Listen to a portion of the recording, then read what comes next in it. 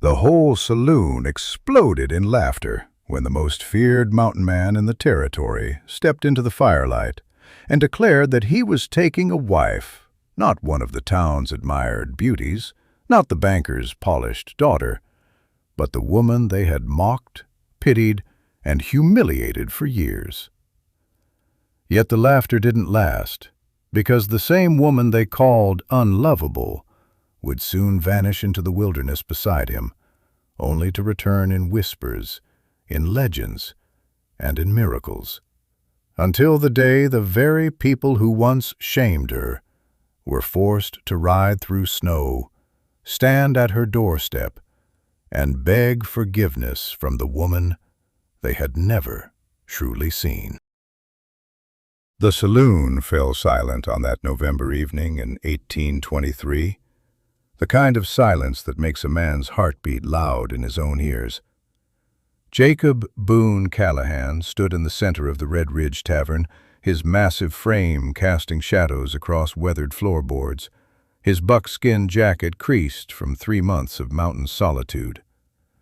The fireplace crackled behind him, casting his scarred face in amber light, a face that had scared children and made delicate ladies clutch their pearls for the better part of a decade. "I'm taking a wife," he announced, his voice gravelly as river stones, with an accent shaped by Appalachian hollows and western frontier silence.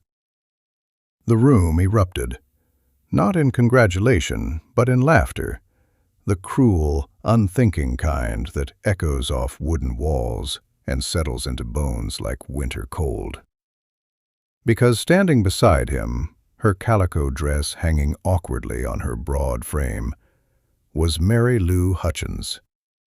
Mary Lou, who weighed near 200 pounds and bore every pound like a burden. Mary Lou, whose parents had died in a cholera outbreak 5 years prior, leaving her with nothing but debts and the pity of a town that wore pity like a crown.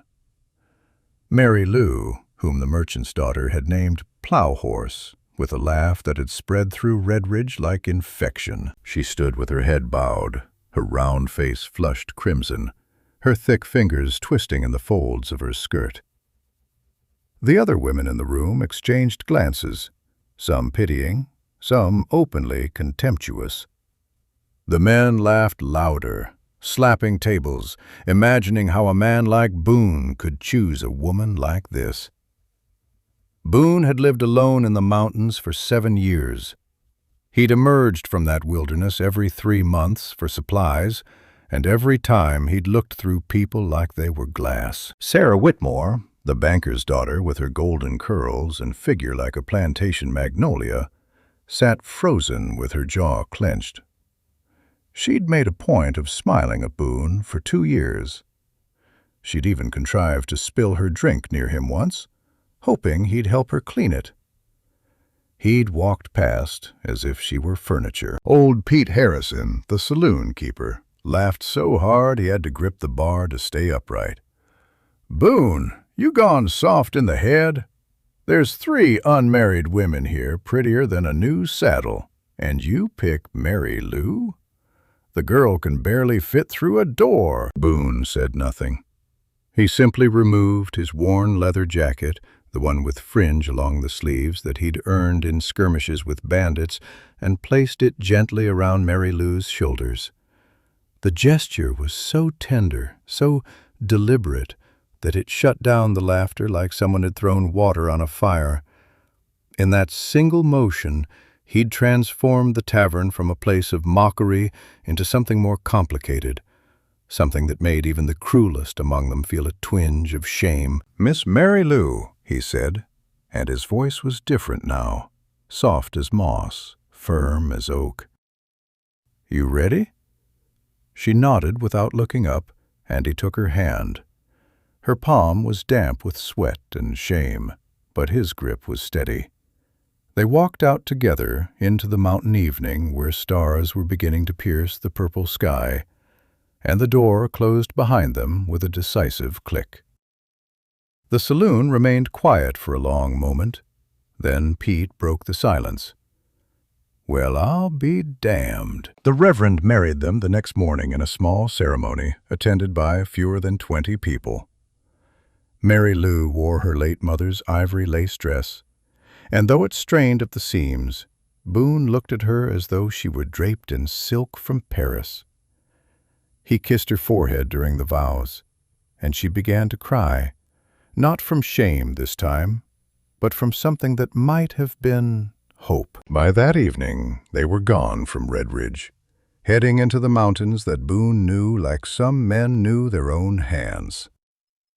3 years passed, and Red Ridge forgot about them, or tried to, because sometimes rumors trickled down from the mountains, trappers and hunters carrying stories back to town like merchants carrying exotic goods. There's a settlement up there, they said, about 15 miles northeast of the abandoned Richardson property, in a clearing that shouldn't exist in country that rough.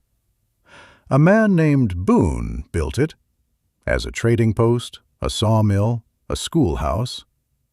That can't be right, folks said. No man builds alone, not that kind of thing. But he didn't build alone. That was the remarkable part of the story, the part that made people shake their heads in disbelief.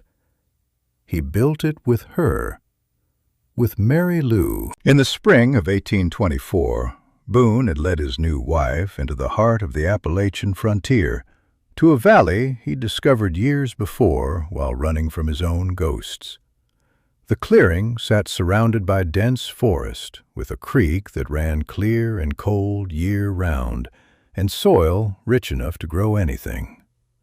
More importantly, it was isolated enough that a man and woman could start over without the weight of Red Ridge's judgment pressing down on them. That first year was brutal. Boone built their cabin from white pine, cutting and notching logs while Mary Lou cleared the land. Her back was strong, though her neighbors in town had never bothered to notice it. Her hands, though they'd grown soft during years of poverty and idleness, hardened into capable instruments.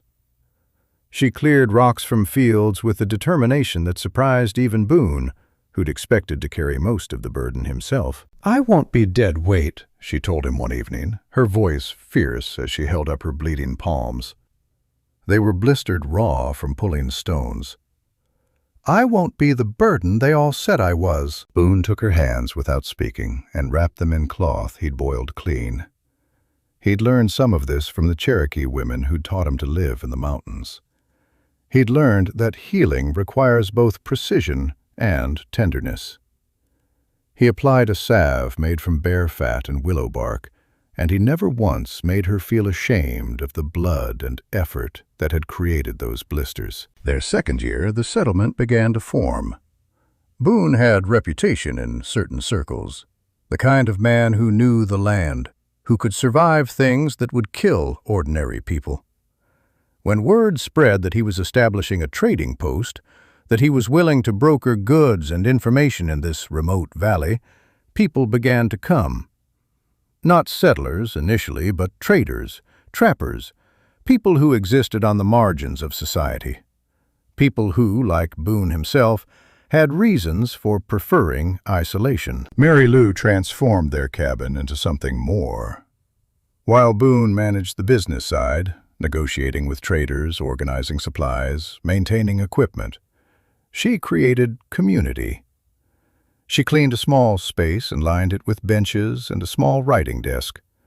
She taught herself to read and write with meticulous care, working through the few books Boone brought back from his supply runs to Red Ridge. By the third winter, Boone's Haven, as people had started calling the settlement, had grown to include 5 permanent structures: their cabin, the trading post, a long building for communal gatherings, a smokehouse, and a small building with a stone fireplace where Mary Lou had begun her real work.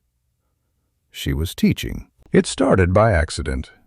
A trapper named Dutch Bill had brought his daughter to the settlement, hoping to establish themselves.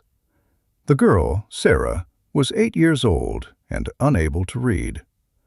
One evening, Mary Lou found her sitting alone by the fire, and simply asked if she wanted to learn. Sarah, who'd never had such a thing offered gently, began showing up every evening. Word spread.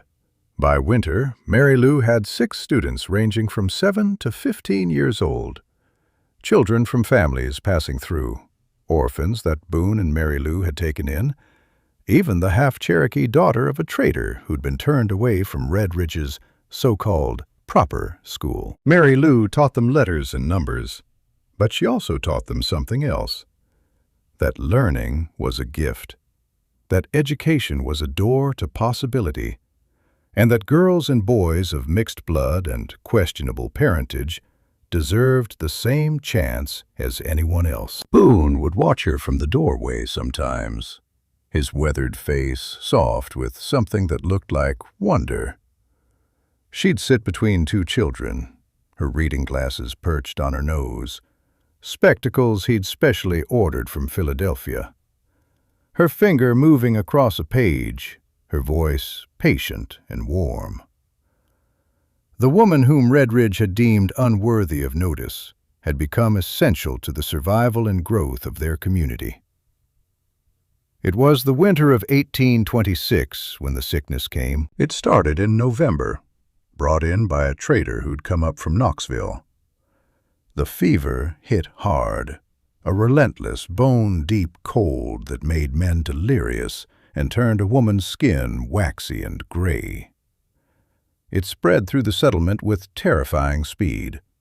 Within 2 weeks, more than half the population of Boone's Haven was bedridden. The doctor from Red Ridge wouldn't come. Too remote, too dangerous, too many uncertainties. Boone rode down himself in brutal cold, snow stinging his face, and begged, literally begged on his knees in the Red Ridge physician's office. Dr. Morrison, who remembered Boone as the wild man who'd caused trouble years back, was unmoved. "There's nothing I can do there that you can't do yourselves. Keep them warm, keep them hydrated. Pray, if you're the praying type."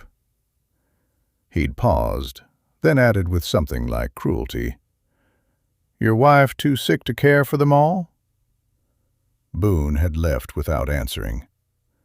He rode back through the night, his hands near frozen to the reins. He found Mary Lou exactly where he'd expected to find her, in the community building which they'd converted into a makeshift hospital.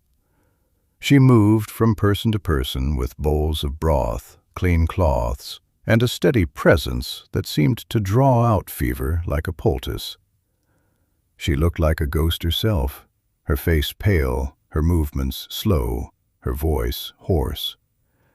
She'd been working for 18 hours straight by Boone's estimation. "Stop," he commanded, though the word came out like a plea. "You'll kill yourself." "Then I'll die doing something that matters," she replied without looking up. She was changing the dressings on a child's chest, gently cleaning away mucus that the fever was producing. "That's more than I'd have gotten in Red Ridge." For the next 6 weeks, Mary Lou barely slept, but she also barely got sick. It was as though the fever recognized something in her, a strength that had been forged in poverty and loneliness, a will that refused to break.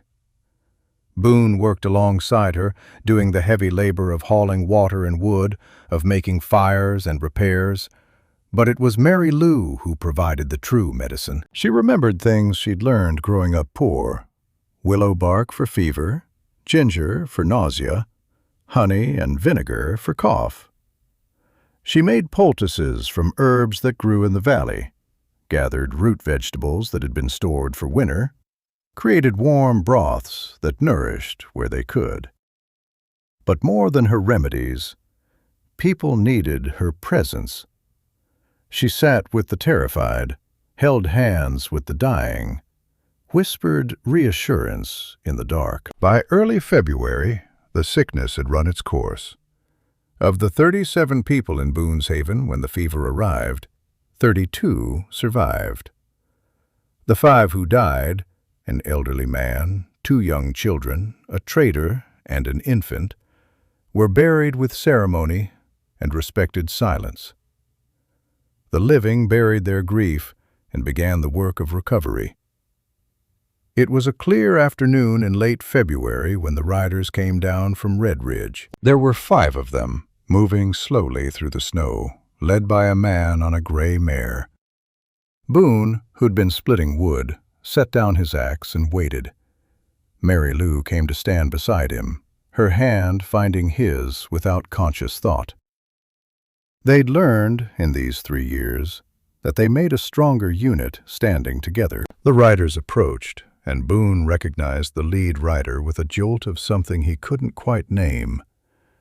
It was Thaddeus Whitmore, the town mayor, the banker, the man who'd owned half of Red Ridge's buildings and most of its morality. "Boone," Whitmore said, dismounting slowly. He was older than Boone remembered, his face lined with the kind of weariness that comes from real worry. Behind him came his wife, and then, surprising everyone, 5 other townspeople from Red Ridge. "Sir," Boone acknowledged, his hand still holding Mary Lou's. Whitmore approached on foot, moving with deliberation. He stopped 6 feet away, and then, in a movement that made his companions actually gasp, he knelt in the snow. "Mary Lou Hutchins Callahan," he said, and his voice carried genuine emotion. "I've come to beg your forgiveness and to thank you for my life." Boone felt Mary Lou's fingers tighten around his, felt her surprise vibrate through their joined hands. "Mr. Whitmore," she said softly, "I don't understand."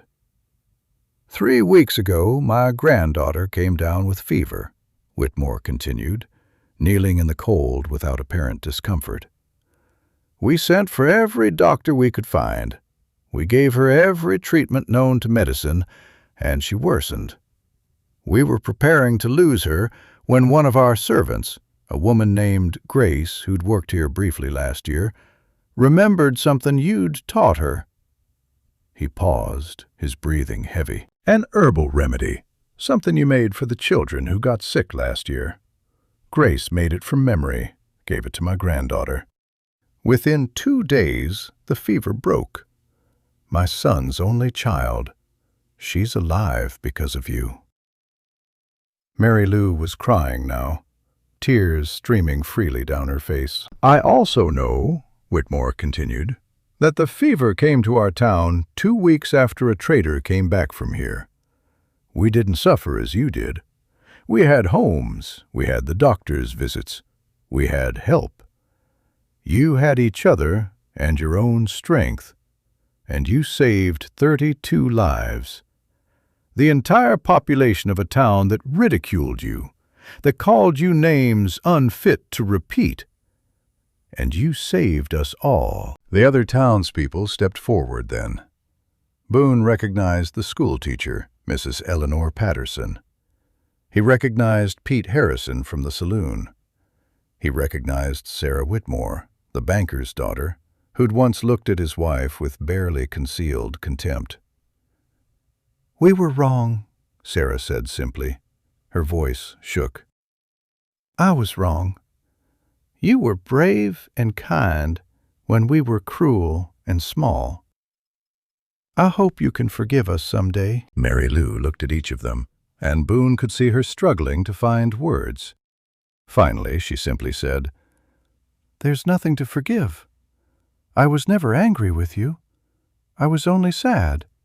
Sad that you couldn't see past what you thought you saw. But I understand now that you were doing the best you could with what you understood. People are often cruel when they're frightened. I'm not angry. I just hope you've learned what I've learned."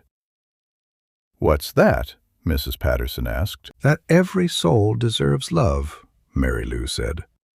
"No matter their shape, their circumstances, their failures, or their past. Every single soul deserves someone to believe in them. My husband believed in me when the whole world was laughing. That belief changed everything." She looked at Boone as she said it, and his chest tightened with an emotion so large it nearly choked him. Thaddeus Whitmore rose to his feet, brushing snow from his knees. "We've brought gifts," he said. "Seeds for your spring gardens, tools for your settlement, a shipment of books for your school. It's not enough, but it's a beginning. And I want you to know that Boone's Haven is welcome to trade at Red Ridge freely. No one will bother you. No one will judge you. In fact," he paused, and something like pride crossed his weathered face, "I've told everyone in town what you've accomplished here. You've become something of a legend. The woman who was rejected and the man who saw her worth have built something real, something good." Over the next 5 years, Boone's Haven transformed from an isolated settlement into a recognized community. It became known as a place of learning, of healing, of acceptance. People came seeking the woman who'd learned to read and who taught without judgment. They came seeking the man whose scars told stories of survival and transformation. They came seeking a way to start over, to be seen, to matter. Mary Lou's school expanded. She brought in another teacher, an educated woman from Philadelphia who'd also been rejected by society for being too independent, too intellectual. Together, they created a curriculum that rivaled Red Ridge's own school and surpassed it in many ways. They taught practical skills, mathematics, reading, writing, but also philosophy, science, and art. They taught that the world was larger than the boundaries anyone had drawn for you. Boone's trading post became a hub for information and commerce. He maintained strict neutrality with various factions: Native American tribes, frontier settlers, government officials, and in doing so, earned respect across communities that might otherwise have been at war. He was a peacemaker without meaning to be one, a bridge between worlds. But what mattered most to them happened in the quiet moments. It happened in the mornings when Mary Lou would wake and find Boone already awake, watching her sleep with an expression of such tenderness that it nearly broke her every time. It happened in the afternoons when she'd bring him lunch while he was working, and he'd stop everything to sit with her, their shoulders touching. It happened in the evenings when they'd sit by their fire, the real fire in their cabin, not the community building, and she'd read to him from the books that had become her sanctuary. "Do you remember," she asked him once, 5 years after that day in the tavern, "when you first told me you were choosing me, what you were thinking?" They were sitting on their porch, looking out over the valley that had become their empire of kindness. The settlement spread below them like a model town, every building carefully placed, every pathway intentional. "I remember the laughter," Boone said slowly. "I remember how it sounded like a weapon. And I remember looking at you and thinking, this woman has been laughed at her whole life, and she's still here. She's still kind. She still smiles. That's not weakness. That's the strongest thing I've ever seen." "I was so ashamed," Mary Lou whispered. "That day in the tavern, I wanted the earth to open up and swallow me." "I know," Boone said. He reached over and took her hand. "But you didn't let the shame win. You could have believed them. You could have decided they were right, that you were worthless. Instead, you built a life worth living." "We built it," she corrected. "I could never have done any of this without you." "Maybe not," Boone acknowledged, "but I never would have wanted to. Every good thing I've built here has been alongside you. Every moment that matters has your fingerprints on it." They sat in silence, watching the sun slide toward the ridge of mountains in the west. Somewhere in the settlement, children were playing. Somewhere, someone was cooking dinner. Somewhere, lives were being lived with purpose and meaning, because two people had chosen each other when the world said they shouldn't. It took exactly 10 years for Redridge to realize what they'd let slip through their fingers. By 1833, Boone's Haven was larger than Redridge itself. It had become a stopping point for people traveling west, for seekers of all kinds.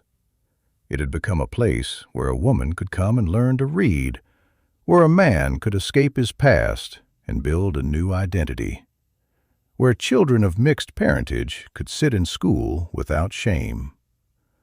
The schoolhouse had been expanded twice.